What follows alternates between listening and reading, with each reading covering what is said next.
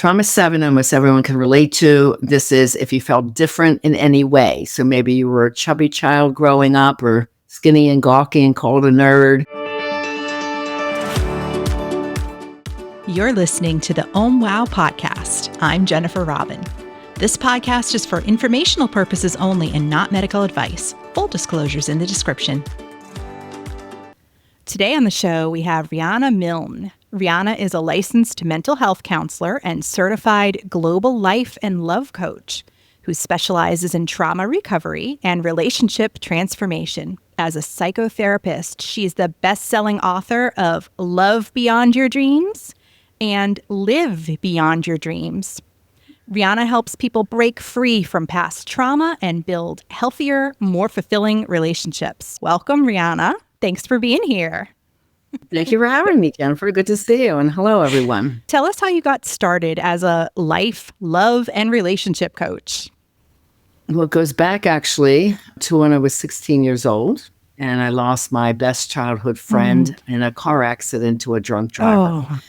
And it was a big loss for me, the first death I've experienced. And I asked my mom if I could go to a counselor. And she said, no one in this family will ever go to a counselor. And I said in my defiance that I will grow up to become one. And that is how I knew I wanted to be a counselor. After I raised my girls and got them launched, I went back to get my master's. And then in 2009 and 10, I got certified as a life and relationship coach. Then I created my coaching programs. And then when I experienced a love trauma myself, I went back and got CCTP, Certified Clinical Trauma Professional, and wanted to really focus in on that because that wasn't discussed even in a master's degree. What is childhood trauma? How does that lead to love trauma? None of that ever was exposed. No research on it whatsoever. So that's when I started my deep dive into the topic I really wanted to help people with, was healing both childhood and love relationship trauma. Tell me more about being that young child and wanting the help that you weren't able to access. And so now you've transformed yourself into a person who could help someone in that situation. I think that's beautiful. I turned to books. Yeah. I was reading the Dalai Lama, Deepak Chopra, Wayne Dyer, Tony Robbins, and learned a lot about mindset and mindset for success. My first work was actually being a model and talent agent, and I loved it. And I had my school and agency for 10 years, and I said, now it's time for me to sell it and go back and get my master's in psychology. It's a triple master's degree. So I also got a degree for counseling within the schools, which is called a SAC counselor, helping the emotionally upset kids. And then I also became a drug and alcohol addictions counselor. So I have many initials after my name. I bet. So, it's been quite a journey, but I loved every bit of it. Now I've written over 13 books. Oh, wow. And it just keeps evolving. 26 years in this business is a long time. Yeah. So you sound incredibly, accomplished, but also incredibly busy. Do you take time out each year for sabbatical? Yeah. I love travel. I have a travel company called Romance International Travel, and I also host some of those trips. I do enjoy my time off, work hard, play hard. Let's talk about childhood trauma. Many people might think that they don't have any. Can you help our listeners understand what childhood trauma actually looks like? Yeah, let's have our listeners understand this because most people say, I don't have childhood trauma. There's a few bumps in the road, but no, I didn't have trauma. Well, when I did the research in 2012, I came up with a large sample that 90% couldn't remember some of the top 10 traumas. Some of it is buried so deeply and normalized as a child, and that helps the child to cope. Can you give us an example of how trauma gets normalized? One of them was physical abuse, and I went through that. And she said, no. And then later when we were talking, she goes, yeah, when my dad would beat me with the switch. Now a switch is a tree branch that she would have to go and pull off the tree. And I said, but you said you weren't physically abused. She goes, oh, no, we weren't. But this is how every kid in the neighborhood was punished. So she normalized that. Well, the parents might have seen it as normal, right? Because childhood trauma goes through 3 generations.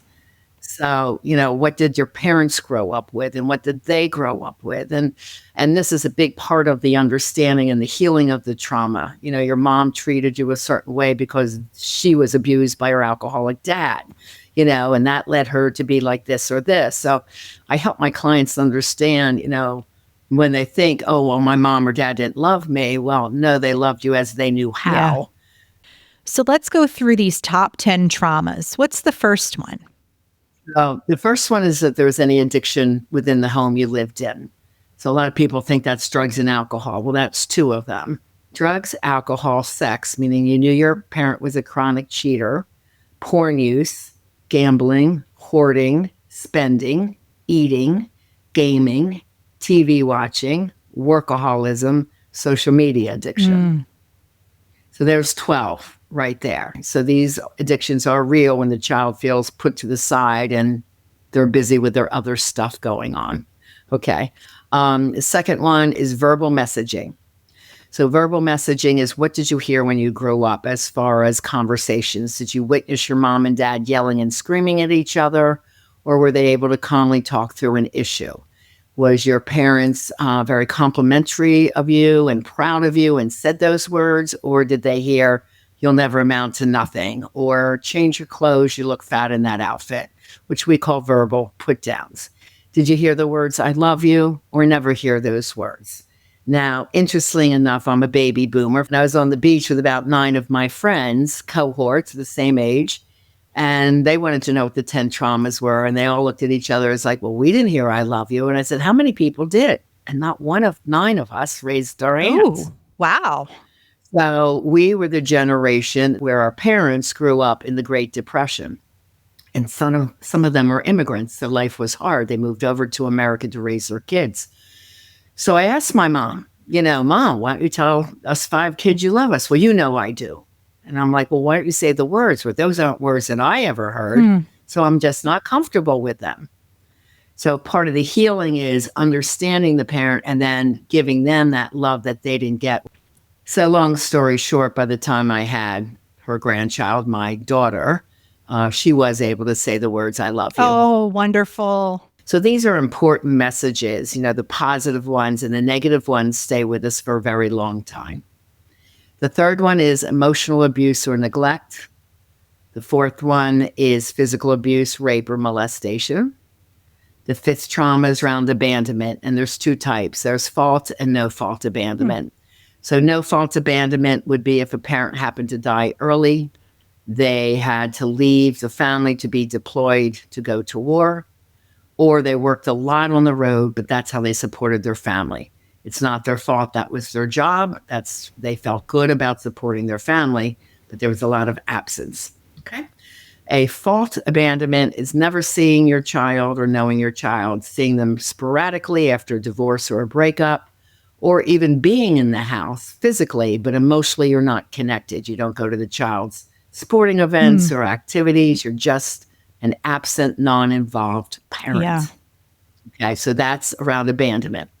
The next one is number 6, if you had to go live in somebody else's home or you were part of the foster care system, you just didn't live with mom or dad. Trauma 7, almost everyone can relate to. This is if you felt different in any way. So maybe you were a chubby child growing up, or skinny and gawky and called a nerd, or like I was.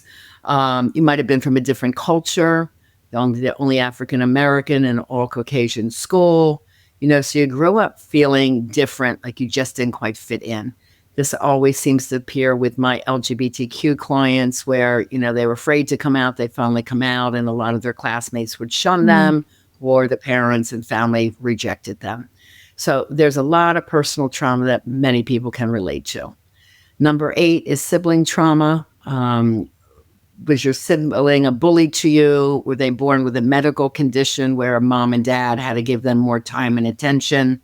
Or most commonly, was your sibling the hero child, the golden one who was a star athlete or more handsome or more beautiful or the smarter student? You're always compared. Oh, yeah. And then you're living in that shadow, right? Yeah. Yes. Yes.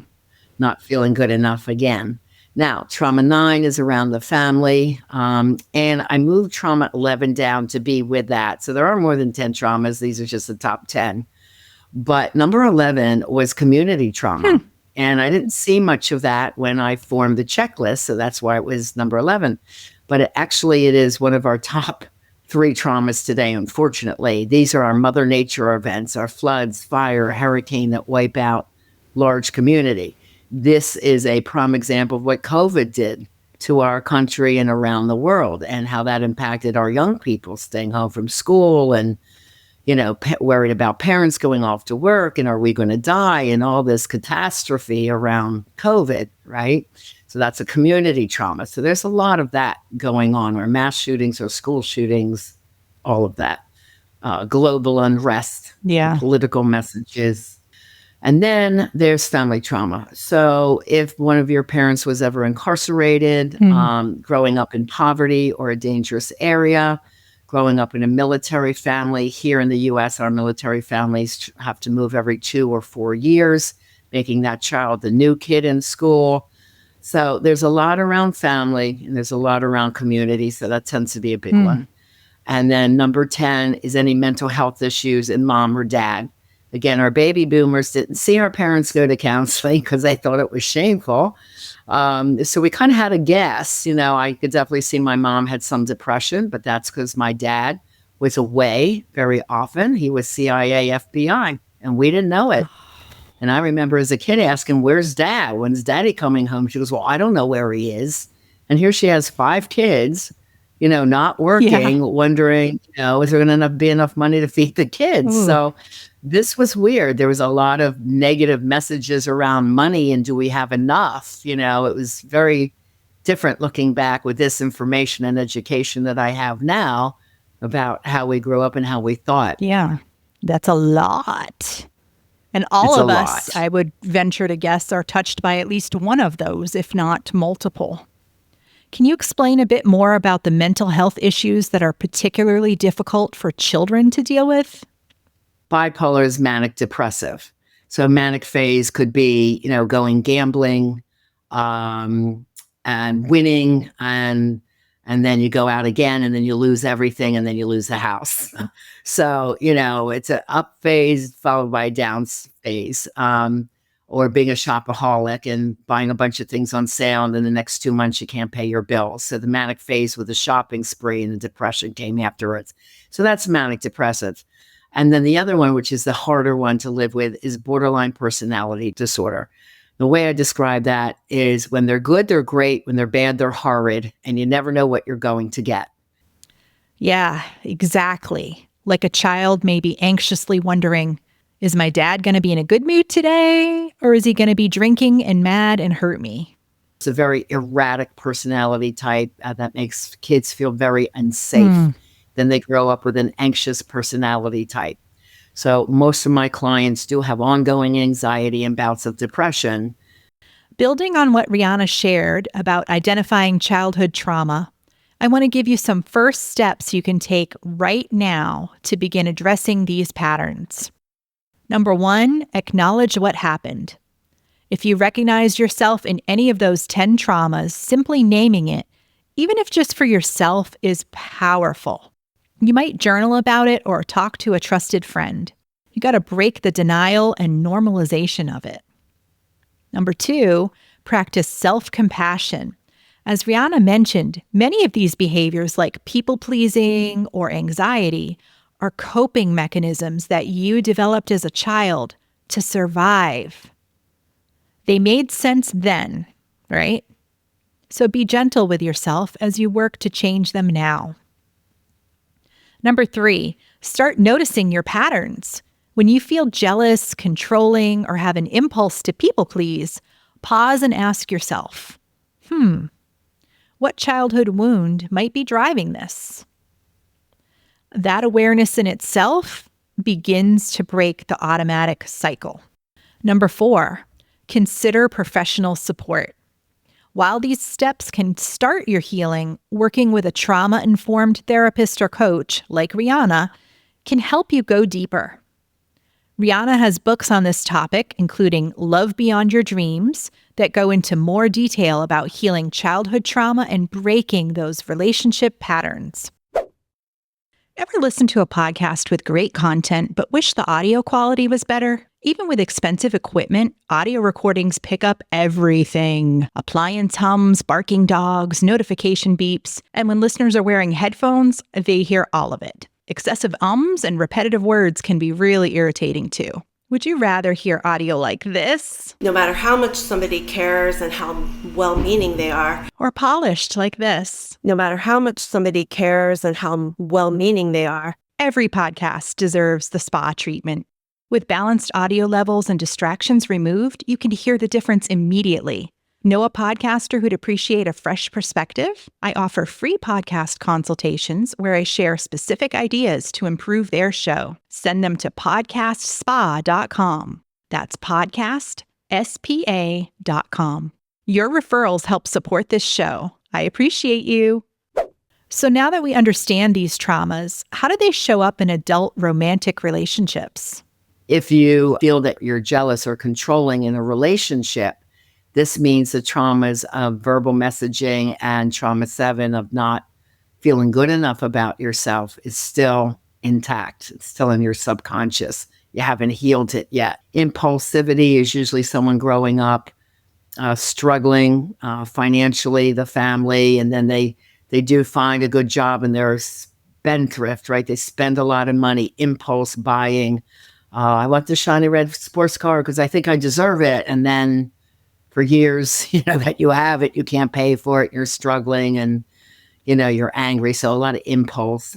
People that are cheaters have high impulse. They don't think of the consequences. Well, if I cheat, this is really good. It could ruin my marriage completely. It could break up my family.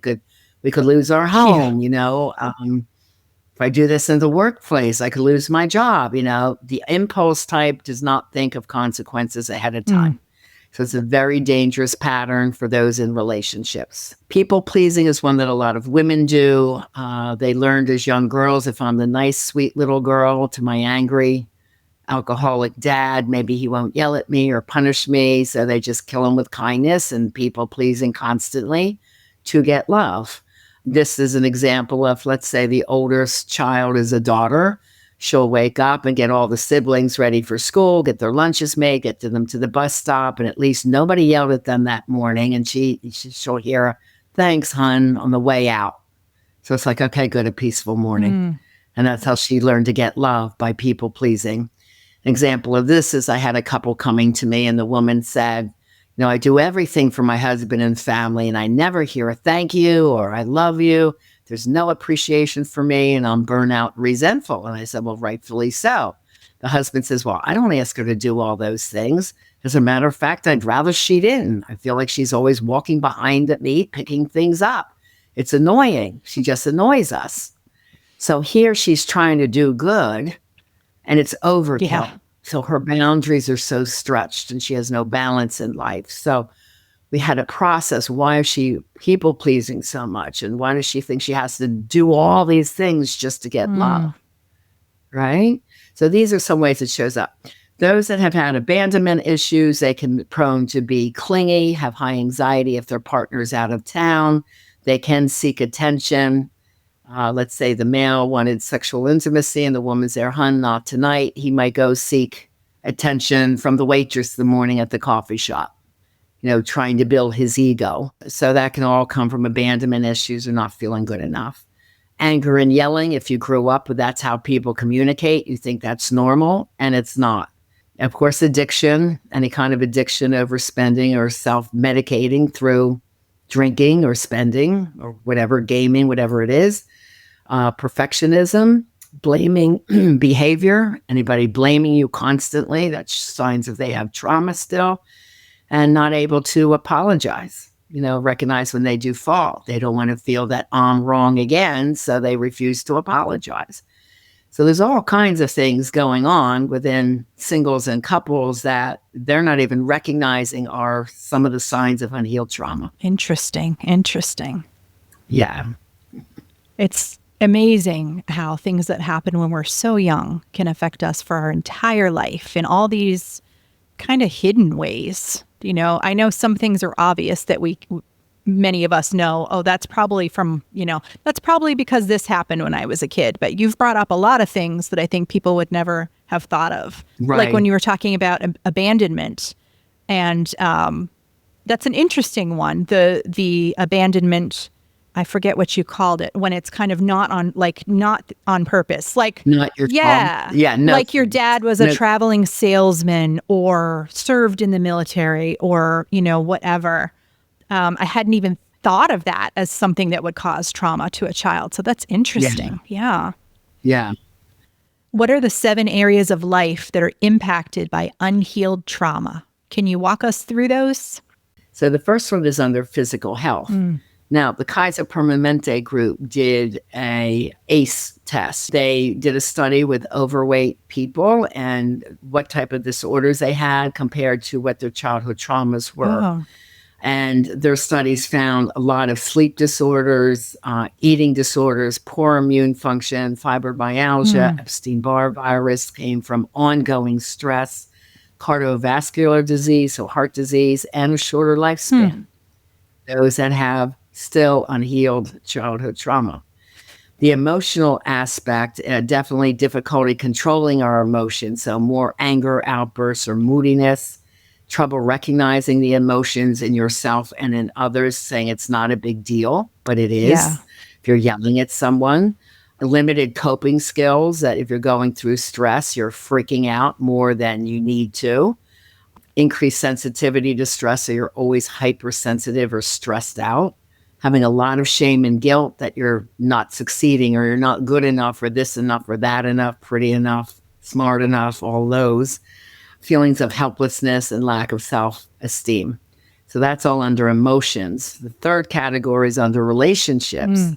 And other than what I mentioned, attachment problems, low trust, poor understanding of social interactions, like is he interested, or a lot of women use sex to get love, difficulty forming friendships. They have low friends, 0 friends, or they can't hold on to friends. Problems in their romantic relationships, leading to what we call RRS, relationship repetition syndrome. So that means you might have one partner and you break up, get back together, break up, fight, get back together. Oh. And the average in research says couples do that like 7 times until the one partner says, that's it. Oh I'm my done. gosh. That's one form of it. The other one is like same person, but a different face. So same personality type. So you break up with an abuser, someone who's toxic towards you. You read 10 self-help books. I got it now. I'm going to date someone totally different. And then you have the same type of person again. Yeah. And then again. I usually get them after the third person and say, how come I keep getting these people, these narcissists, these abusers, these toxic people? Goes back to childhood trauma. And the brain likes what it knows, but it can't decipher was it good or bad. It's just, this is what my normal is. It's familiar, right? It's familiar to the brain. Right. Yeah. And it likes familiarity. So that's part of the issue. And that's what we call chemistry. So people who are falling in love by chemistry are repeating past traumas. So you got to really break those patterns and know exactly what you're looking for. Yeah. Then under mental health is anxiety, depression, negative self-esteem, post-traumatic stress, post-traumatic relationship disorder like abusive relationships, and suicidal ideology. Next category is under behavior, poor self-regulation. That means you may say, I'm not going to do that. I'm not going to have a drink tonight. It's like, well, what's one? And then you have another one, and there's 2, and you just can't stay in personal self-control. Yeah. Okay. Social withdrawal, meaning you're feeling shy, you don't feel confident to get out there and meet people. Aggression towards others, poor impulse control, risk-taking, illegal activity, so gambling and betting on football or whatever, anything that's illegal, sexually acting out, and drug and alcohol misuse or any other addictive substance. And the last 2 categories I tied to students and children. So under brain development, so let's say, there's an upset woman, she's pregnant and she's under relationship stress her whole pregnancy. This could lead to smaller brain size in the baby, Oh, wow. impaired stress response. So, like a kid that startles easy or a little baby that's always anxious and crying a lot Yeah. because they didn't feel settled in the mother, and changes in gene expression. And that fact came after they did studies on survivors from the Holocaust survivors. So through the lineage, and that's when they said it goes through at least 3 generations because their gene expression actually changed in that population to make them more highly anxious. Oh, my goodness. Due to what their ancestors unfortunately went through. So very important there. And then the other category, 7, is cognition. And this impairs both adults and children. So impaired readiness to learn for a child, difficulty problem solving, language delays, problem with concentration, and poor academic achievement. One of the things you brought up that I think is very, very, very common going along with low self-esteem is the not good enough. And you even said, like, I'm not pretty enough. I'm not, smart enough. All the enoughs. I'm not blank enough. Right. Not the star athlete, Yeah. not the best on the hockey team or whatever. That's a pretty common one. And so what can we do to take steps to start feeling more like we are enough? Yeah, that's what we call increasing your self-love. Okay. The people that have purpose in their life are the happiest. What is your purpose? Do you love your work? If you don't love your work, what is it you really want to do? Do you have hobbies that you love? Do you have friends that are good to you? We have to examine the whole life. And what I call create the life you desire. That's part A of coaching. Then part B is then have the love you deserve. Because you have to increase your confidence and self-love and get 10 areas of your life together before even thinking of going out and dating as a single. Interesting. If you're going out after a toxic breakup and you're trying to find a partner just to put a Band-Aid on your pain and say, well, at least they're paying attention to me, or, you have to really raise your self-esteem and your knowledge. I do say there's an art and psychology to dating successfully. So I ask my clients when they come to me, stop dating. Let's identify your childhood patterns. Let's see how they're showing up in your relationship, why you're attracting the types of people you are. Describe them to me, because then I can put all these puzzle pieces together and say, okay, because of this, because your dad was an angry alcoholic and wasn't home much, you are, chasing after these men to love you, right? And giving yourself over instead of taking your time and being self-assured and loving who you are. Now, I also have a lot of people very successful in business, but struggle in love. So they're like, well, why is that? Why could I become so successful in my career, but can't get love right? And here's what usually happens. The home environment was not healthy, but they attached to a teacher mentor. They found if they got good grades in school, at least their parents would be happy about that, get off their case about their grades. And then usually when they're older, it's like, I'm getting out of this house and getting the grades so I can go to college and get the hell out of here. That's usually the high school opinion. It's like, I just want to get out. And, so the grades are good and that work ethic is there. And the work ethic is often there to please a difficult parent. So they do become successful, but they never heal the underlying emotional love piece. So the first love you're supposed to get that is supposed to be gentle and kind and safe is from your mom and dad. And that's not always the case. And some people have a wonderful childhood upbringing, but might have been molested by a coach or an adult mentor or beat up at school every time they'd go into school. They'd be bullied at school. What can someone do if they recognize these patterns in themselves? So there's so many different combinations that you really need to be working with, a trauma professional specialist so that we can really diagnose what's going on and help you through the mental health aspects of it, of the anxiety and the depression, and the educational parts of now I need to do this and date a different type of person. Yeah. So for people who maybe don't have the capacity to get one-on-one help, How do your books kind of help with this? I would start with Live in Love. The first chapter is the personality types that'll break your heart. Oh, And it's just like me talking to you, giving you lists and clear descriptions. So you're very clear on like, oh, wow, I'm attracting this kind of person and the mama's boy and this and that. Like, okay, now I know what to watch out for. So that's part one. Part two is what can you identify within yourself? Did you have love addiction? Do you have codependency? What's going on within you and how we can help clean that up and heal that. Part three is getting back out there to date again and what to do on a date, the do's and the don'ts. And part four, what does the emotionally healthy, evolved, and conscious relationship look like? And that is what you're aiming for. And then Live Beyond Your Dreams is from fear and doubt to personal power, purpose, and success. So that's all about the mindset for success. And they're meant to go together because you can't have great love until you have a great mindset and self-love. And once you have self-love and a great mindset, you're going to need to know the dating rules so you don't pick up someone that doesn't serve you, right?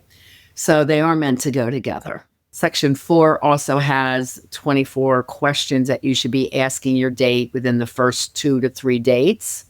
And they're not hard questions, but once you know what you're looking for, it's going to tell you a lot of information whether you should continue or not continue with that person. But this lady was starting to date, and she goes, first, the date went well. He pulled out the chair. He asked me for a drink and if I wanted something to eat. So then I started asking the questions.